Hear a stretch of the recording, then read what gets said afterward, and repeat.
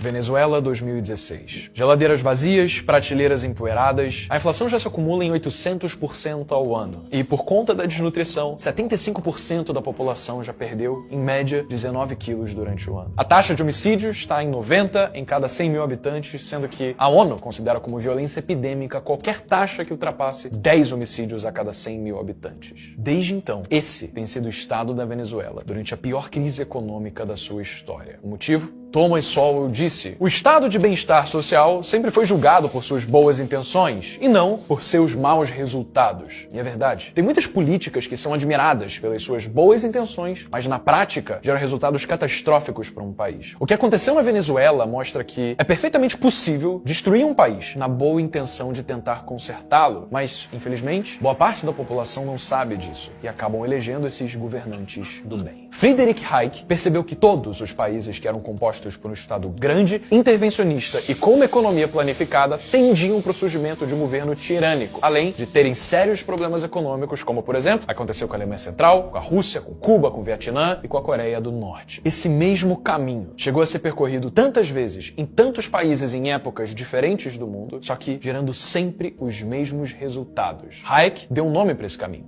o caminho da servidão.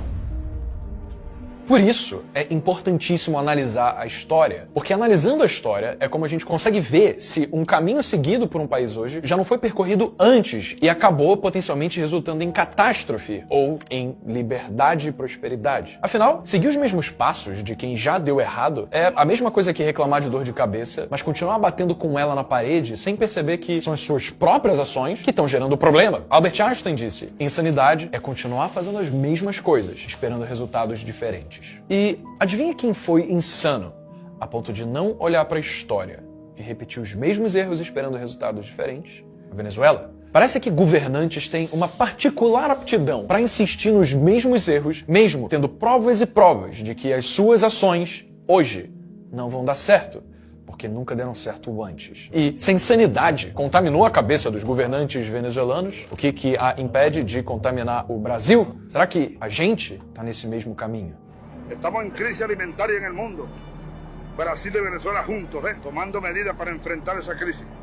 Vamos começar do começo. A Venezuela deveria ser um dos países mais ricos do mundo. As suas reservas de petróleo são maiores do que as da Arábia Saudita, do que as reservas do Irã e da Rússia. Na verdade, a Venezuela tem reservas tão abundantes que ela é, hoje, o país com as maiores reservas de petróleo do mundo. Venezuela Saudita. Era como nós chamávamos a Venezuela no século XX. Lá, na Venezuela, naquela época, os prédios eram altos e modernos, as rodovias largas e bem asfaltadas, os hotéis eram vistos como um luxo num paraíso tropical. Em 1970, os venezuelanos tinham o maior poder de compra de toda a América. Quase 3 vezes maior que o poder de compra dos brasileiros. Então, o que aconteceu? A principal causa do que veio acontecer na Venezuela depois disso está num evento que nasce na sua capital, Caracas. Mais especificamente no ano de 1989. Esse evento tem um nome que é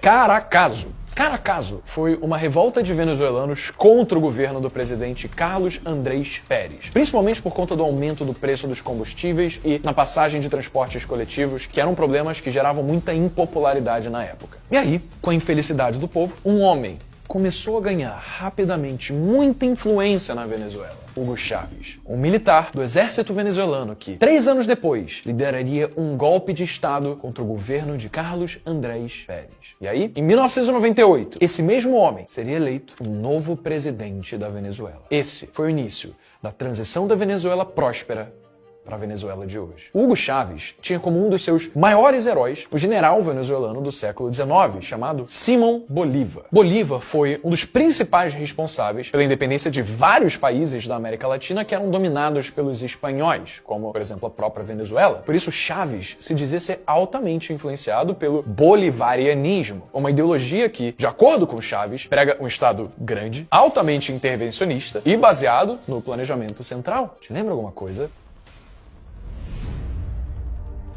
Pois é, mas isso é, no mínimo, contraditório. O Partido Conservador Colombiano, que é liberal, também diz basear suas ideias no bolivarianismo, sendo que elas são exatamente inversas às de Chávez. Como Simón Bolívar pode influenciar duas pessoas, uma na Venezuela e outra na Colômbia, simultaneamente, sendo que elas vão por caminhos completamente opostos? Bom, Hugo Chávez parece ter entendido que a mensagem de Simón Bolívar era de ir para o socialismo, criando o mesmo tipo de Estado sobre o qual Hayek alertou que, inevitavelmente, geraria um governo tirânico e uma série de problemas econômicos. Exatamente pela diferença em relação às ideias originais de Simón Bolívar sobre como governar um país, as ideias de Hugo Chávez ganharam um nome para si próprios: o chavismo. O pensamento chavista era caracterizado principalmente por três ideias centrais. A primeira, a união dos estados latino-americanos em um único estado, o que é similar à ideia de Simón Bolívar de fato, de unir as nações hispânicas e formar uma grande nação. Segundo, a implantação do nacionalismo após a união dessas nações. O nacionalismo é a ideia que uma nação deve ser culturalmente congruente, ou seja, ter uma mesma língua oficial, uma mesma etnia, uma mesma história e os mesmos símbolos, o que é comum, pelo menos, em grande parte dos países hoje. E terceiro, uma economia estatal, ou seja, a centralização do poder econômico nas mãos do Estado. E aqui que está o maior problema. Com o poder econômico centralizado no Estado, o governo de Chávez fez altos investimentos no setor petrolífero, já que o petróleo, como a gente falou, é o recurso mais abundante do país. E aí, naturalmente, a concentração de investimentos estatais no setor petrolífero torna a Venezuela dependente do petróleo. Afinal, existem países riquíssimos que também são dependentes de petróleo. O problema não surge quando você é abençoado por uma commodity extremamente valiosa para o resto do mundo. O problema surge quando não há uma gestão inteligente dos recursos do governo para investir nesse setor. Como assim? Buscando um desenvolvimento rápido do setor petrolífero,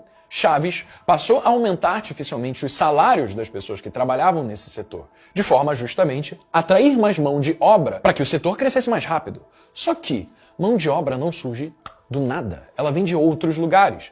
Então, o que aconteceu, na verdade, foi que boa parte da mão de obra do país começa a migrar de todos os outros setores para o setor petrolífero, para que essas pessoas pudessem ganhar mais. O problema disso é que, ao oferecer salários artificialmente altos para a mão de obra no setor petrolífero, vários dos outros setores da economia ficam desabastecidos, já que a mão de obra desses outros setores está migrando em massas para o setor do petróleo. Ou seja, as empresas, nesses outros setores, começam a perder mão de obra e, junto a isso, perdem capacidade produtiva, o que significa que a oferta de produtos e serviços na sociedade cai. Por outro lado, os trabalhadores, eles estão todos bem empregados, porque eles não foram demitidos, eles escolheram mudar dos outros setores para o setor do petróleo. Então eles estão ganhando mais dinheiro, o que eleva a demanda por produtos e serviços produzidos pelos outros setores. Afinal, já que o Estado está subsidiando os altos salários de boa parte da população que foi para o setor petrolífero, agora o poder de compra da população como um todo aumenta no curto prazo. O trabalhador está com mais dinheiro no bolso. Só que, como a migração de mão de obra para o setor petrolífero diminui a produção dos outros setores, e os altos salários no setor petrolífero subsidiados pelo governo aumentam a demanda, os preços começam a aumentar. Então, o resultado é a inflação nas outras indústrias e uma desaceleração brutal no desenvolvimento econômico do país. Isso é o cálculo básico da lei da oferta e da procura. E, naturalmente, isso saiu do controle.